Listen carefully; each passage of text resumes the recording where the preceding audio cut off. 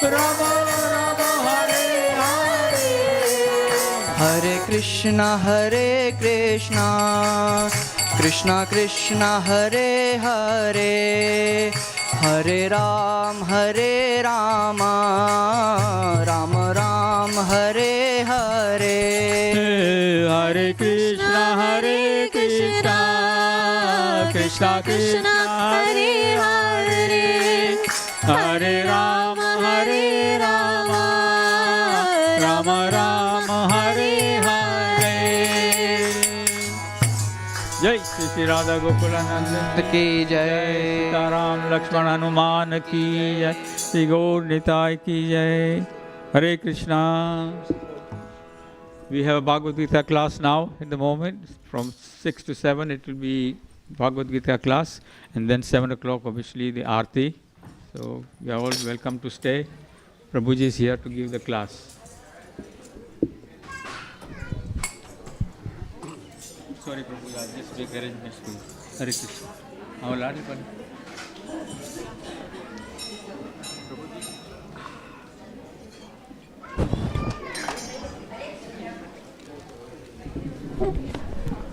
Hare Krishna, everybody. So please stick around. We're going to read from Bhagavad Gita until 7 o'clock. And we'll have, hopefully, maybe some discussion and some questions.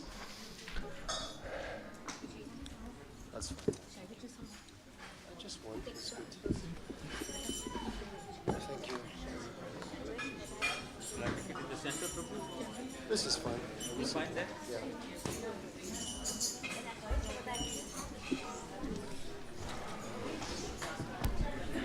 Thank you. It's good, it's good. That's fine. Yeah. Would you mind giving me a mridanga?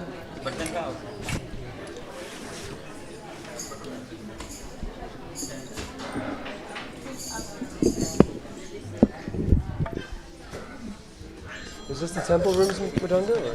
Yeah? Disconnect all the 2 and 3.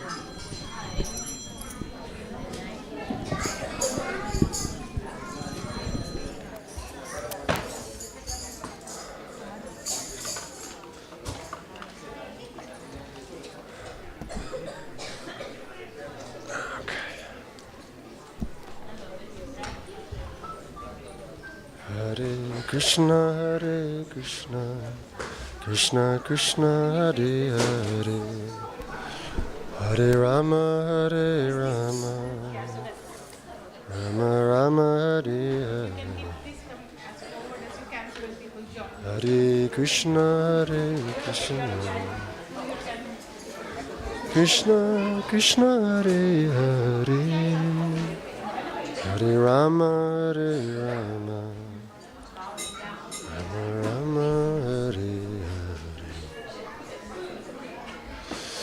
Hare Krishna,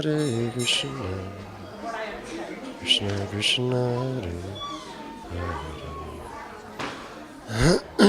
Hare Rama, Rama Rama, Hare Hare. Okay. Hare Krishna, Krishna Krishna, Hare Hare, Hare Rama, Rama Rama, Hare Hare,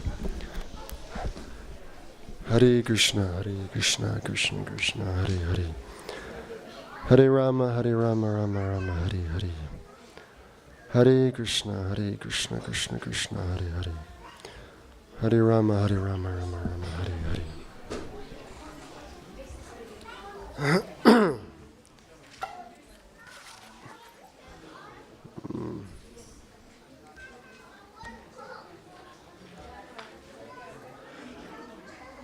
So before we begin, before we select a verse from Bhagavad Gita and read it and hear from our founder Acharya, Srila Prabhupada, who wrote these wonderful books and commented on these scriptures, before we do that, we're going to offer some prayers.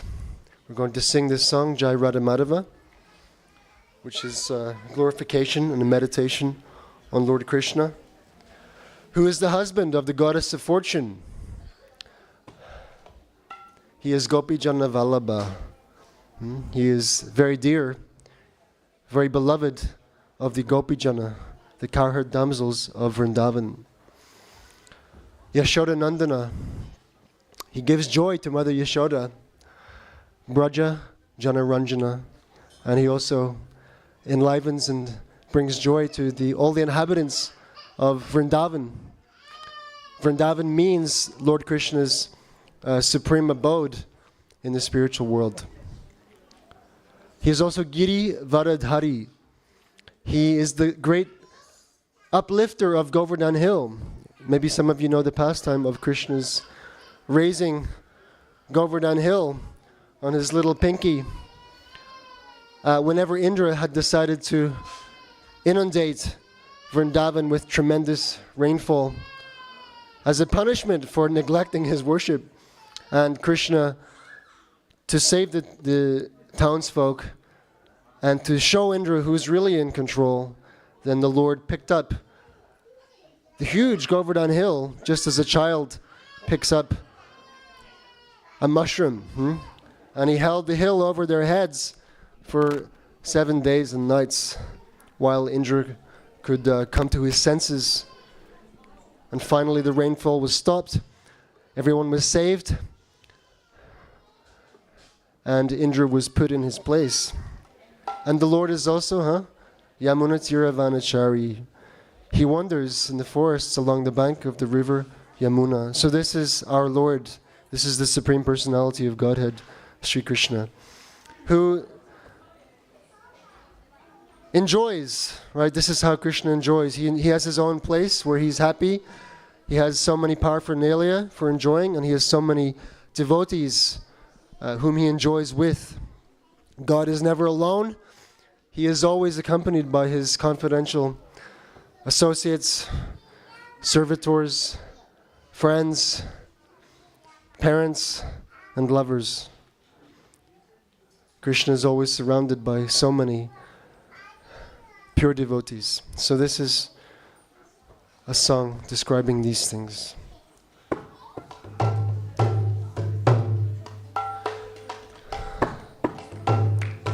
Jaya Radha Madhava Kunja Bihari Jaya Radha Madhava Jaya Radha Madhava Kunja Bihari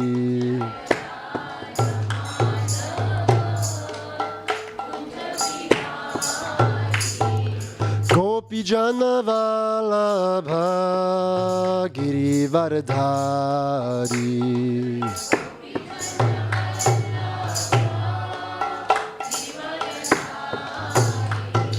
Gopi Jana Vallabha Giri Varadhari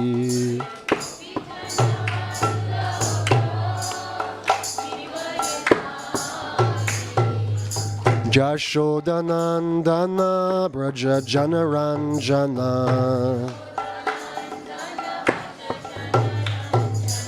Yashodanandana Braja Janaranjana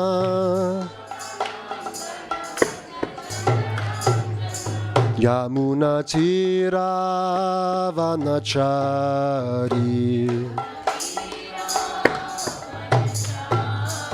Yamuna Tira Vanachari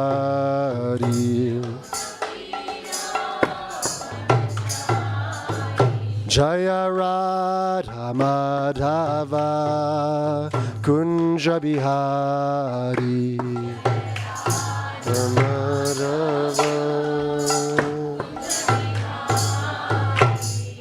Gopi Jana Vallabha Giri Varadhari Jana Vallabha Jaya Gopi Jana Vallabha Giri Varadhari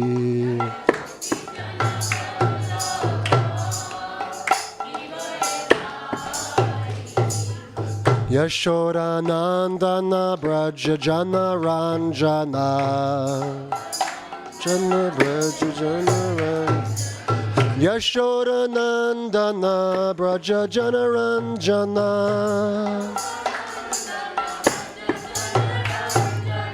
Yashoda Nandana Braja Janaranjana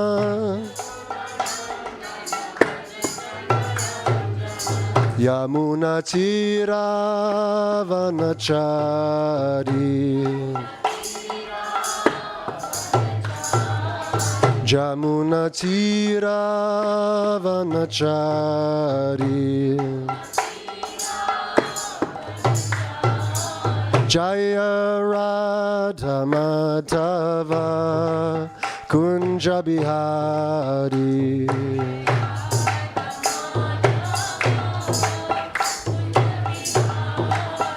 Jaya Radha Madhava Kunja Bihari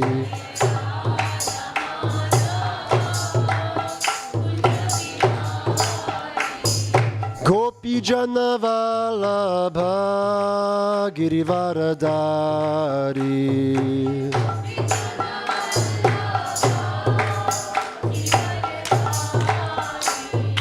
Gopi Jana Vallabha Girivaradari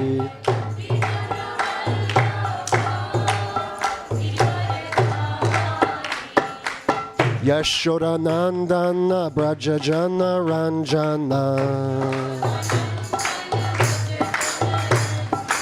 Yashoda Nandana Braja Jana Ranjana Yashoda Nandana Braja Jana Ranjana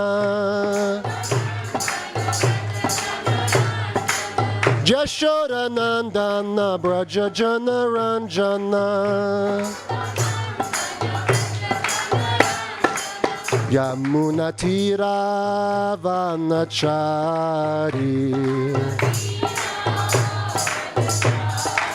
Jamuna Tira Vanachari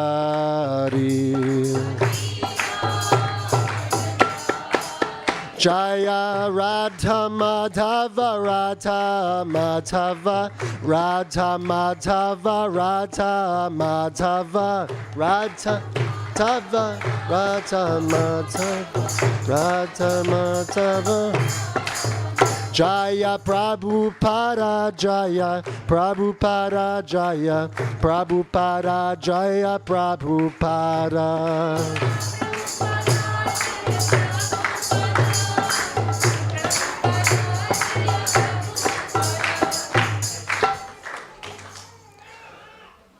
Jayom Vishnupad Paramahamsa Parivrajikacharya Ashtotara Satashishimad Abhay Charanaravindha Bhaktivedanta Swami Srila Prabhupada Ki Jayom Vishnupad Paramahamsa Parivrajikacharya Ashtotara Satashishimad Srila Bhaktisiddhanta Sarasvati Goswami Maharaj Prabhupada Ki Anantakoti Vaishnava Vrinda Ki Namacharya Srila Haridas Thakur Ki Prem Sekaho Sri Krishna Chaitanya Prabhu Nityananda Shri Advaita Gadadhara Shri Vasari Gaura Bhaktavrinda Ki Shri Shri Radha Krishna Gopa Gopinath Shamakunda Radhakund Giri Govardhan Ki Shri Vrindavan Dham Ki Shri Navadvip Dham Ki Ganga Mai Ki Yamuna Mai Ki Bhakti Devi Ki Tulasi Devi Ki Samaveta Bhaktavrinda Ki Jainitai Gaur Premanandi Haribo. All glories to the assembled devotees. All glories to the assembled devotees. All glories to the assembled devotees. All glories unto the lotus feet of Sri Sri Guru Gauranga. All glories to Srila Prabhupada.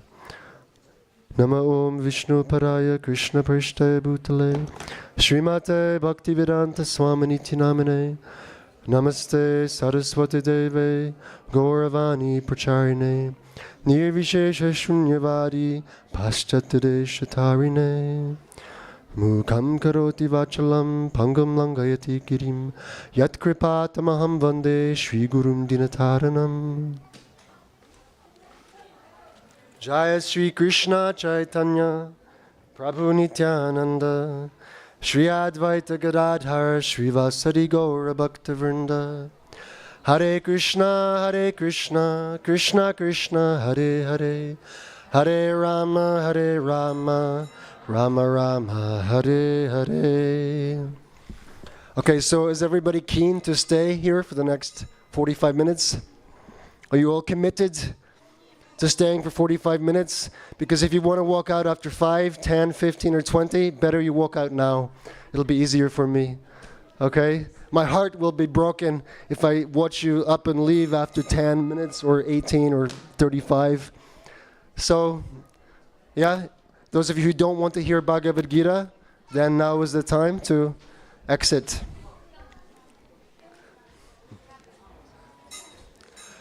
But if you want to hear something for 10 minutes, I'm also happy that you can do that.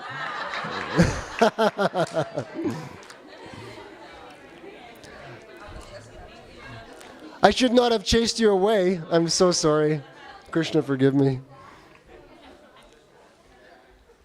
Okay.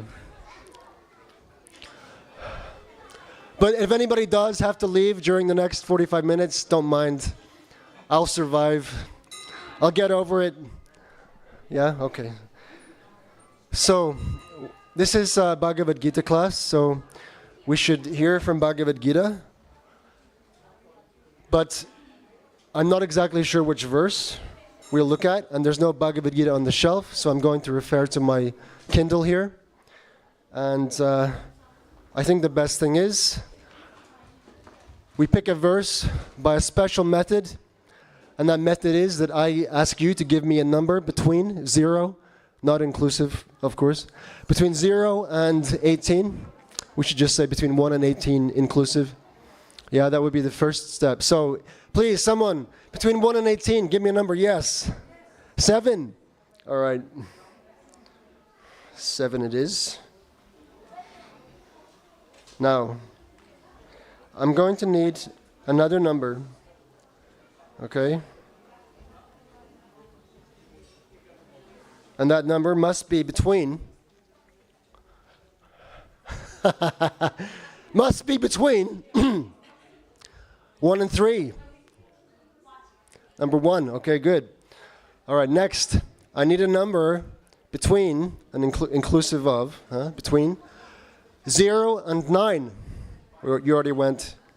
Yes. 6. Okay, thank you. Thanks for all of those who tried to get their numbers out. I appreciate the cooperation.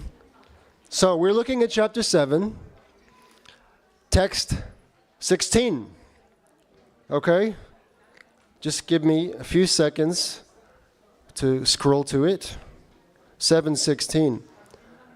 I was almost worried I was going to get 7:7. Not that that's a problem, it's a beautiful verse. Just that twice previously when I did this method, we landed on 7:7. So I was thinking, are we going to land on 7:7 for a third time? Krishna wants 7:16. So what is 7:16? Okay. Very nice. So Lord Krishna here is speaking to his dear friend Arjuna. Yes, how many of you are familiar a little bit with Bhagavad Gita? And who's speaking and who's listening? Yeah, okay. So Krishna, the Supreme Lord, is imparting instructions to his devotee and friend Arjuna. And Arjuna is a great warrior. And the whole of this conversation is taking place on the battlefield. Yes? Arjuna has become very confused about what he should do. And he has surrendered to Krishna because he wants to know what his next move is. He's completely bewildered about his responsibility. Yes, he doesn't know whether to go left or right. And therefore, he requires a guru. So when we're completely bewildered in the course of our material lives, which is practically all the time, we require someone to help us. And we require the help of someone who is fit and competent to lead us on the proper path and to solve the problems of our life. So that spiritual master ultimately means the Supreme Lord, Krishna, who's in everybody's heart and who knows everything. He knows your problem. He knows your question, and he has the answer for it, and he knows what is best for you. So Krishna, in the beginning of the Gita, asks the Lord that, I'm totally bewildered about my duty, and I'm asking you please to tell me for sure, for certain, what is best for me. Nishchitam bruhitan me. Tell me what is best for me. I am now a soul surrendered unto you. Shishashte ham shatimam tvam prapanam. I surrender to you. Please instruct me. So Krishna is the spiritual master, and every spiritual master, every bona fide spiritual master that appears in this world is a representative of Krishna. If they do not speak what Krishna has spoken, if they're not representing Krishna, then they're not a bona fide spiritual master. Because Krishna is the supreme cause of everything, and the spiritual master must be a true representative of the Lord. Every morning we sing, Sakshad Haritvena Samasta Shastrayar Uktastata Bhavyata Eva Sadbi. The spiritual master is none other than the manifestation of the Lord himself. Krishna reveals himself through the spiritual master and speaks to us through the spiritual master. And therefore such a spiritual master must be Priya Eva Tasya. He must be very dear to Krishna. Because the spiritual master's desire is one with Krishna. He has no separate interest from the Lord's interest. And therefore whatever he speaks, that is absolutely what Krishna wants to say. We require such a spiritual master through whom Krishna will speak to us and help us. And to meet such a spiritual master, we must become very sincere and serious about hearing Krishna. And when Krishna is happy that here is someone who's very sincere and serious about hearing from me, following me, and dedicating their lives to my service, then Krishna will send us such a bona fide spiritual master. Brahmanda Brahmite Konya Bhagavan. How does that verse go? Anyway, Guru Krishna Prasade Pai Bhakti Lata Bij. After wandering through lakhs and lakhs of universes from one species to another over many, many lifetimes, a very fortunate soul receives Krishna's mercy. And what is Krishna's mercy? That mercy, Krishna's mercy, is to meet Guru, Sri Guru. The first mercy is Krishna's mercy, and that mercy means Guru, spiritual master. And by the mercy of the spiritual master, one gets Krishna. The spiritual master is fit to deliver Krishna and love of Krishna to the disciple. We're also very fortunate in that we're able to hear from such a spiritual master by contacting the books of His Divine Grace, Srila A.C. Bhaktivedanta Swami Prabhupada, who has recorded his instructions in this book form. And we will get immense help by associating with the spiritual master in his book form. Yes? And when we become purified by hearing this information, this vibration, and that wakes us up and cleans our heart and causes us to sincerely seek association with the Lord, then Krishna will continue to help us further, and he'll send us more manifestation of the spiritual master. He will send us a sadhu who can initiate us and instruct us personally. So, text 16. All right, this is in chapter 7, and the title of this chapter is Transcendental Knowledge. Right. So the Lord here is actually describing how He is the source of everything, and how He has two kinds of energies, spiritual and material. He has broadly speaking, 8 kinds of material energies or elements that are part of the material energy. And each of them is inert: earth, water, fire, air, ether, mind, intelligence, false ego. These are dead elements. They are not sentient, they're not alive. But Krishna has another energy called Paraprakriti, which is the soul. And this Paraprakriti, this spiritual energy, is trying to enjoy and exploit this dead material energy. So this whole world is simply a combination of matter and spirit. We're the spirit. We're not the body. The body is this inert energy that we're simply trying to enjoy, control, and exploit unsuccessfully. We're becoming disappointed, frustrated, and unhappy in our attempt. And when we've sufficiently experienced that, then we begin to question, who am I? Why am I here? Why am I suffering? Where am I going? And what is the truth of all this? And then, by Krishna's mercy, we come to Bhagavad Gita, and we hear his instruction and the knowledge that he wants us to realize. So in this text 16, the Lord says, Chatur vidha bhajante mam jana sukritino juna arto jigyasur artharti gyani cha bharatarshabha.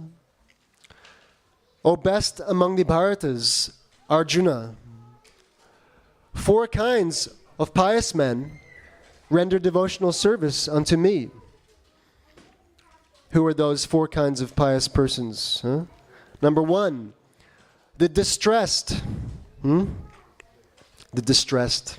Number 2, the desirer of wealth.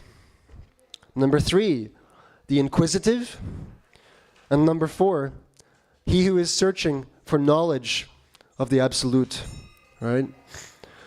So in the previous verse to this, the Lord has actually described 4 kinds of people who never surrender to him, who never approach him. Even if they're distressed, even if they want money, even if they're curious, and they certainly have no interest in knowing what the absolute truth is.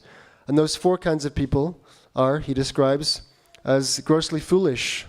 Or they're simply interested in struggling very hard for paltry sense gratification, working hard day and night just to get something, to enjoy something. And they think that there's no other purpose to life than that. Those who are lowest of mankind, they may be very socially and politically developed, but they have no interest at all in spirituality, in spiritual or religious life. Also, those whose knowledge is stolen by illusion, so they may be very intellectual and may be very learned in different fields of material knowledge, but all of their knowledge is ultimately lost with the destruction of the body. So it is all for naught. All of their knowledge is all for naught. And finally, those who have the atheistic nature of demons, right? They actually hate God and they're hell-bent on denying his existence.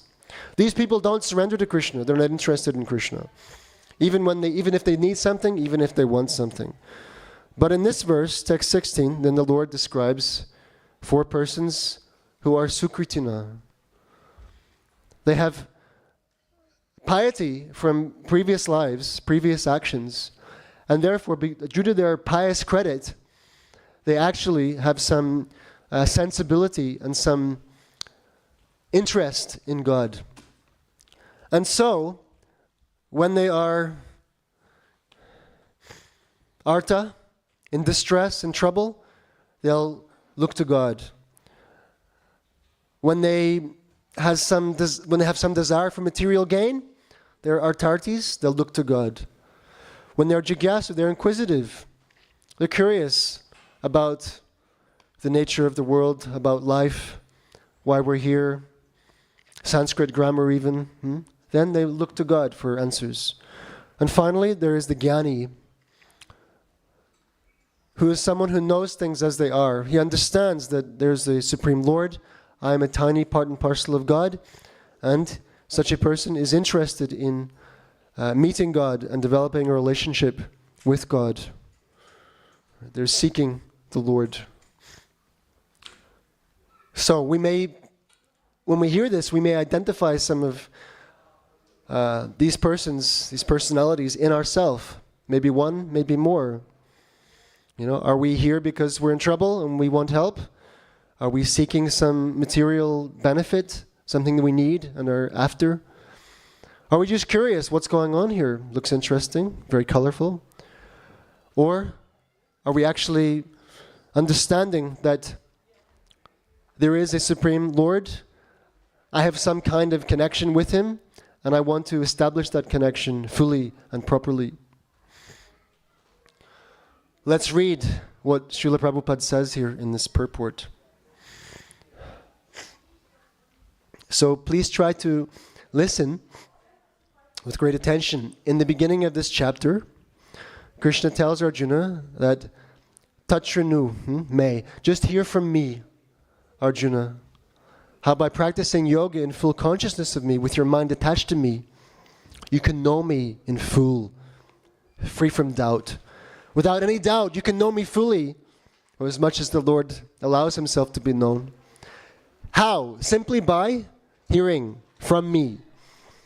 So this is our yoga practice. Actually, there are many, you can say, types or varieties of yoga. But the world is rather unaware of the greatest yoga practice, Bhakti Yoga, which is described specifically in the middle 6 chapters of Bhagavad Gita. But in the 6th chapter, Lord Krishna and Srila Prabhupada describe how yoga really means Bhakti Yoga, really means devotion to God. And all other kinds of yoga are but steps on the progress to the perfection of Bhakti Yoga. So Bhakti Yoga is the summit and the culmination of all types of yoga, because it culminates in a pure, loving relationship with the supreme cause of all causes. And Bhakti Yoga is first executed by the process of Shravanam, hearing. So when we hear the words of a self-realized person who knows Krishna, who's seeing Krishna and hearing from Krishna, when we hear that person, like Srila Prabhupada, then we're performing the greatest yoga, right? So we're going to do that now. We're going to perform the greatest yoga by hearing attentively to Srila Prabhupada. So sit back, relax, push out all other thoughts from your mind. What's going on with this guy's teeth, and why is he wearing that? And what did that lady say to me earlier, and what did she mean? And how am I going to complete that essay for next Tuesday? Right, just forget all of that and hear, because this will be greatly beneficial to us. Prabhupada says, unlike the miscreants, which means the 4 impious people we heard in the previous verse, unlike those people, these Sukritinas, these pious people, they are adherents of the regulative principles of the scriptures. And they are called Sukritina, or those who obey the rules and regulations of scriptures, the moral and social laws, and are more or less devoted to the Supreme Lord. Out of these, there are 4 classes of men. Those who are sometimes distressed, those who are in need of money, those who are sometimes inquisitive, and those who are sometimes searching after knowledge of the absolute truth. These persons come to the Supreme Lord for devotional service under different conditions. These are not pure devotees because they have some aspiration to fulfill in exchange for devotional service. Right? They want something. Yes, I'm interested in God and I'll do something for God, but I want something for myself too, right? So they're not totally pure devotees. Pure devotional service is without aspiration and without desire for material profit. The Bhakti Rasamrita Sindhu defines pure devotion thus: Anya pilashita shunyam jnana karma dhyanavartam anukulyena krishnanu shilanam bhaktiruttama. One should render transcendental loving service to the Supreme Lord, Krishna, favorably and without desire for material profit or gain through fruitive activities or philosophical speculation. That is called pure devotional service. So I'll try to unpack this a little bit for you. This is a definition given by one of our great spiritual masters in our line, Srila Rupa Goswami. Anyabhilashita shunyam. The service that we offer to God, that loving service we give to God, should be free of any ulterior motive. Right? So I'm not looking for a new house or a Porsche or some gold bangles. I'm not seeking any remuneration.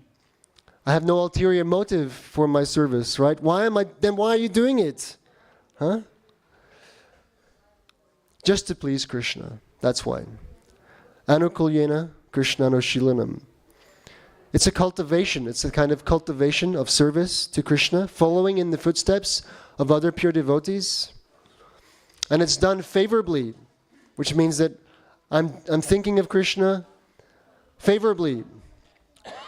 There was a great demon when Lord Krishna was here on this earth 5,000 years ago. His name was Kamsa. He was also thinking about Krishna all day, every day, but not favorably. He was inimical to the Lord. He was actually very afraid of the Lord because there was a prophecy that Krishna would kill him. So he was absorbed in thoughts of God, but not favorably. All right? So this is not pure devotional service. We should be favorably absorbed in Krishna's service. And our service should be uncovered by the desire for knowledge for the sake of knowledge, and also uncovered by the desire for reward. Right? We've mentioned that. So in this way, pure devotional service really means to offer one's everything to the Lord simply for His pleasure. Whatever makes Him happy, I will give that. And that is our life and soul. So these four kinds of people, they may not be in that category. They may have some ulterior motive. And what does that mean? Does that mean that they're to be rejected? They're no good? No. Krishna also accepts them. Okay, so let's read on. When these four kinds of persons come to the Supreme Lord for devotional service and are completely purified by the association of pure devotees, they also become pure devotees. So we may have some desire in the beginning, but when we come to the Lord for the fulfillment of our desire, inevitably we will meet and associate with devotees whose motive is pure. And in their association, we will also become purely motivated. As far as the miscreants are concerned, for them devotional service is very difficult because their lives are selfish, irregular, and without spiritual goals. But even some of them, by chance, when they come in contact with a pure devotee, also become pure devotees. That's amazing that by the touch of someone who's a pure devotee of the Lord, even someone who's atheistic, inimical, or envious and demonic, they can also become pure. Such is the power of Krishna's pure devotees. Those who are always busy with fruitive activities come to the Lord in material distress, and at that time associate with pure devotees, and become, in their distress, devotees of the Lord. Those who are simply frustrated also come sometimes to associate with the pure devotees and become inquisitive to know about God. Right? Frustration leads to inquisitiveness, oftentimes. Similarly, when the dry philosophers are frustrated in every field of knowledge, they sometimes want to learn of God, and they come to the Supreme Lord to render devotional service, and thus transcend knowledge of the impersonal Brahman and the localized Paramatma, and come to the personal conception of Godhead by the grace of the Supreme Lord or His pure devotee. Right? So, dry knowledge is not sufficient for us. We are seeking some application of that knowledge. You may know all about the honey in the honey jar, where it came from, what kind of, where the bees were, and who produced it, in which country, right? Who bottled it, who sold it. You might know all about the honey in the honey jar, but really, you want to open the jar and taste the honey. So dry philosophy without religion, without religious activity directed toward the Lord's pleasure, that becomes merely, just a mental exercise, mental speculation. And on the other side, religious rituals without sufficient philosophy, without sufficient knowledge, becomes sentimentalism. One does not actually understand why one is doing the religious activity. So we need both things. We need knowledge, and we need proper activity and culture that applies that knowledge. So dry philosophy is not enough. We want a relationship with God. And therefore, we have to meet God face to face. The yogis, they meet the Lord in their own heart, right? In everybody's heart, there is a manifestation of the Lord known as the super soul, Paramatma. Yeah?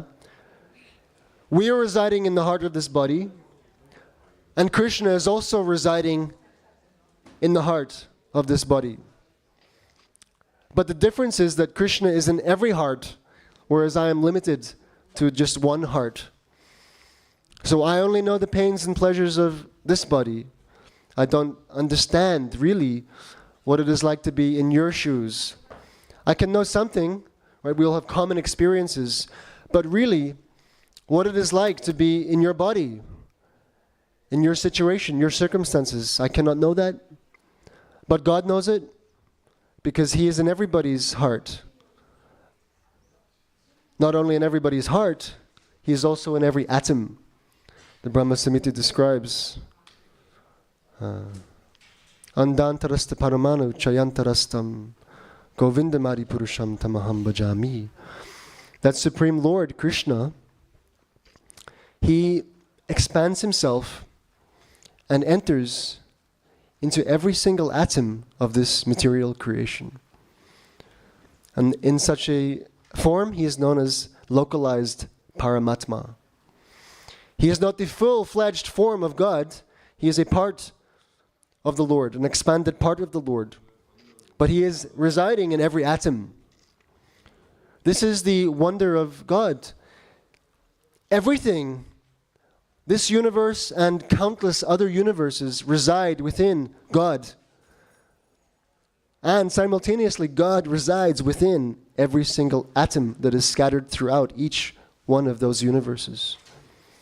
God is simultaneously within and without, very near and simultaneously very far away. You don't have to look any further than your own heart to find God. And the yoga system, the yoga process, the whole purpose of the yoga system is to allow you to meet that Paramatma, that super soul residing within your heart. That is the goal of the yoga system. So if by bhakti yoga we meet the Supreme Personality of Godhead, Krishna, face to face, then we have completed the whole purpose of the Ashtanga yoga system. Because the Paramatma is simply a part of the Supreme Lord Krishna. So the yogi who is interested in the oneness of Krishna's energies, and who may even contact and be in communion with the Paramatma in his own heart, if he goes further, then he will be interested in a loving, devotional service relationship with the source of Paramatma and the source of all energies known as Brahman. So the Absolute Truth is known by Transcendentalists in three features: Brahman, Paramatma, and Bhagavan. Varanti tat tattvavidas tattvam yajnanam advayam Brahmeti Paramatmeti Bhagavaniti Shabdyate. Brahman means the absolute truth in the form of an impersonal energy. Right? Everything is God's energy, but there's no person there. Right? Like the sunlight. It is an all-pervading energy, but you won't be able to talk to a person in the sunlight. Paramatma is the localized expansion of the Lord, present in everyone's heart and in every atom. That is another feature of the absolute truth. But he is not the complete manifestation of God. He is a partial manifestation of God. So what is the full manifestation of God? That is Bhagavan. Bhagavan means that personality who is full with unlimited beauty, strength, wealth, fame, knowledge, and renunciation or detachment. Right? He's cool. He's very happy. Very peaceful, happy, satisfied in himself, doesn't need anything, isn't hankering for anything, isn't missing out on anything. His enjoyment is simply having loving exchanges with his devotees and fulfilling their desires and accepting their service. That is Krishna's enjoyment. He is Bhagavan. Ete chamshakala pumsa Krishnastu Bhagavan Swayam. There may be many expansions of God, but Krishna is the supreme, original source. Aham sarvasya prabhavo mata sarvam pravartate. From me, Krishna says, everything comes. There's no truth superior to me. I am the source of everything. Who else speaks like this? Only Krishna. Only Krishna or a madman speaks like this. Yes, and if we study Bhagavad Gita, Srimad Bhagavatam, we'll understand that Krishna is not a madman. He must be the supreme personality of Godhead himself. So, one ultimately comes into a loving relationship with the Lord by arriving at this personal understanding of the supreme absolute truth. The absolute truth ultimately is a person. And all impersonal forms of energy are subservient to the ultimate personal form of God. Srila Prabhupada continues here. This is the last paragraph. On the whole, when the distressed, the inquisitive, the seekers of knowledge, and those who are in need of money are free from all material desires, and when they fully understand that material remuneration has nothing to do with spiritual improvement, they become pure devotees. When they fully understand that material remuneration has nothing to do with spiritual improvement, then they become pure devotees.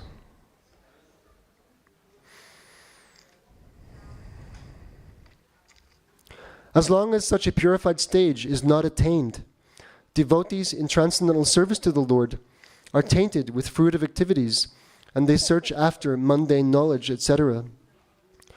So one has to transcend all this before one can come to the stage of pure devotional service.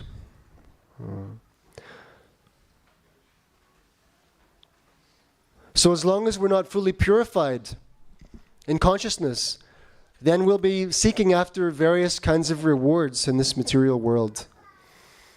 And that will keep us here. And that's a bit of a problem. Because as long as we're here, then we have to accept the climate. And what is the climate in this material world? The climate is birth, death, old age, disease. Miseries enjoyed by contact with this physical and mental body. Body giving us trouble, mind giving us trouble. Miseries inflicted by other living entities, other people, envious people, troubling us.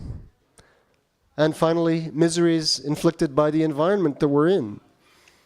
Yeah, excessive heat, cold, rain, storms, volcanoes, tsunamis, earthquakes, blizzards,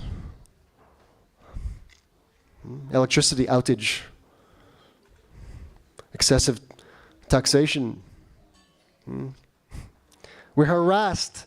That's the condition of this material world. So as long as we have desire for selfish enjoyment, we have to accept the conditions in the prison house of material enjoyment.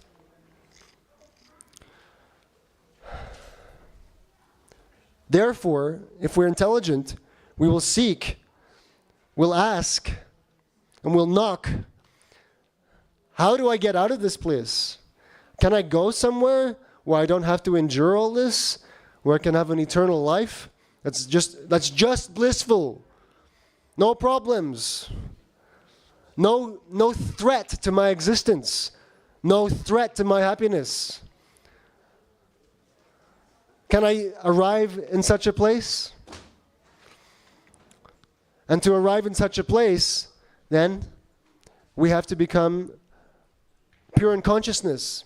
Pure in consciousness means to have no separate interest from the Lord's interest.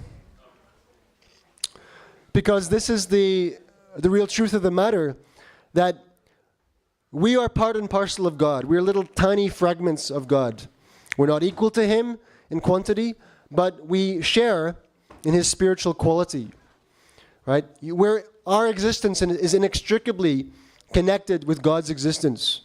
Right? We cannot exist or function even without God. We are at His mercy at every step of our lives. Everything that we do, everything that we have, everything that we are is because of the Lord. Nothing else. So, we need Him. Just like the hand needs the body. If the hand doesn't have a body, is the hand going to do anything useful? Right? You have a hand in a glass cabinet. What is it going to do? Right? Maybe it can crawl along the floor or something. It's not a useful hand. When the hand is attached to the body, it can put foodstuff in the mouth, and that food goes to the belly. Right? The belly then processes that foodstuff, converts it into energy, nutrients, which go back to the hand. By cooperation with the whole, the part realizes its usefulness and becomes a happy part. We are each part and parcel of God.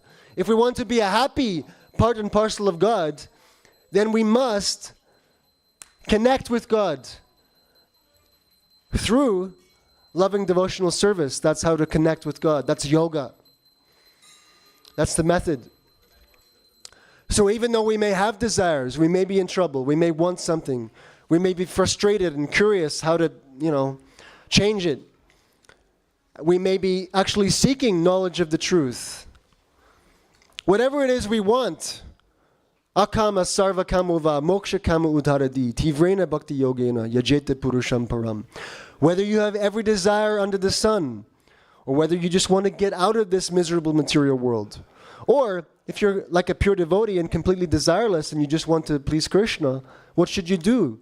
You should yajeta purusham param, tivrena bhakti yogena. You should worship the Supreme Personality of Godhead, Krishna, with intense devotion.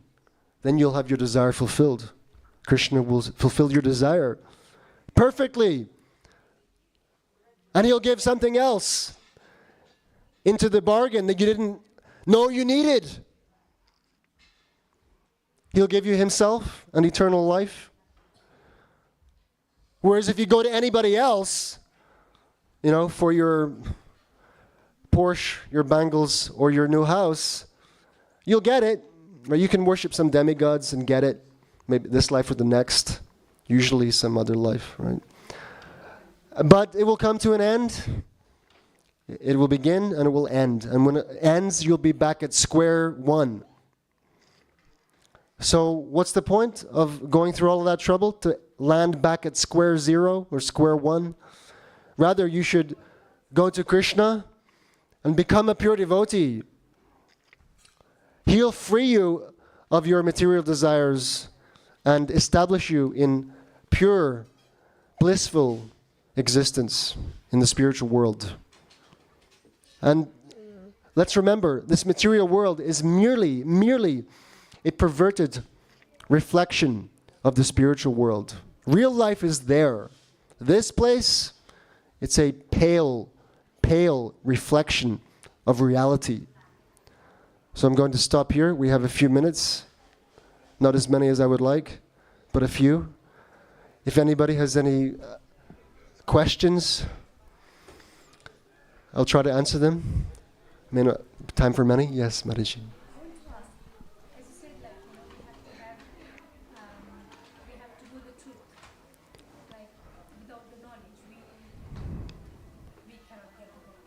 We cannot get the God, Bhagavan, without knowledge. What if, someone who doesn't know anything about him, who doesn't know, but constantly chant his name? What if someone doesn't know anything about Krishna but constantly chants his name? Yes. So what will be The outcome. The holy name, if one is in constant association with Krishna's holy name, then that holy name will purify that person's heart, and all knowledge will descend on that person's heart by the grace of Krishna's holy name. But that will take a lot of... Pardon?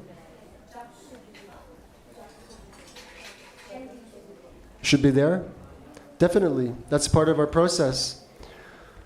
Devotees of Krishna, we all perform this japa yagya, this chanting of Krishna's holy names. Hare Krishna, Krishna Krishna, Hare Hare. Hare Rama, Rama Rama, Hare Hare. Yeah? And those who are initiated devotees, they do that for 2.5 hours a day. And not only that, we also come together to chant loudly in Sankirtan, this holy name. So Krishna's holy name is Vidya Varu Jivanam, the life of all transcendental knowledge. So if one surrenders to the process of chanting Krishna's holy names, then all knowledge will manifest in that person's heart. Vasudevi Bhagavati Bhakti Yoga Prayojita Janayatyashu Vairagyam Jnanam Chayara Haitukam. Simply by performing devotional service to Lord Vasudeva, Krishna, then automatically one will become renounced, detached from material enjoyment, and also one will become completely knowledgeable. Yes? But to chant the holy name of Krishna constantly and receive that benefit requires great determination. So we also, in order to chant properly, we also must hear properly. Yeah, they go together. So we should also hear from the mouth, we should hear the words of spiritual master, sadhu, and then we can chant properly. That is the process. Okay, thank you all very much. Hare Krishna. Now we'll have Gaur Arti.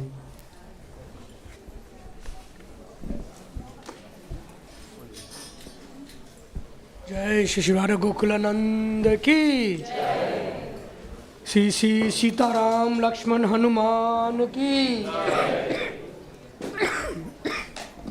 Shri Gaur Nitai ki. So please do everyone stand up for the Aarti ceremony, and if you can please come forward. So then those who are coming in a little bit later, they can also come into the temple room. So as the Aarti ceremony is being performed, we'll be singing this song, the Gaur Aarti song that's on the screens. The lead singer will sing one line at a time, and then if you can follow the lead singer, and then we'll go into chanting the Hare Krishna Maha Mantra. So please do sing along with us and chant along with us, dance along with the devotees. Hare Krishna. Hare Krishna. Jaya Radha Gokula Nanda Radha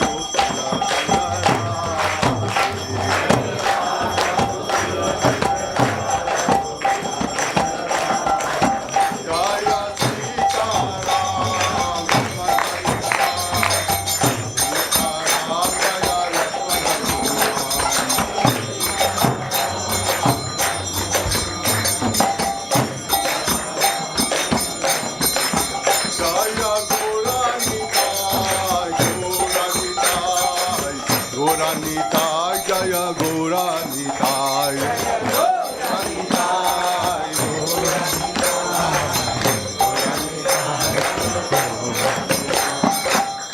Namo Vishnu Padaya Krishna Prastaya Bhutale Srimati Bhakti Vedanta Swami Niti Namine Namo